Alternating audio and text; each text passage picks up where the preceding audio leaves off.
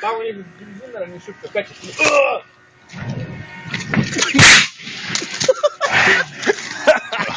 Нихуя.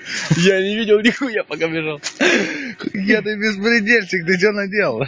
Ёб твою мать. Все, как ты думаешь? Да, наверное. Там один бак. Да хуя, наверное, да, налили?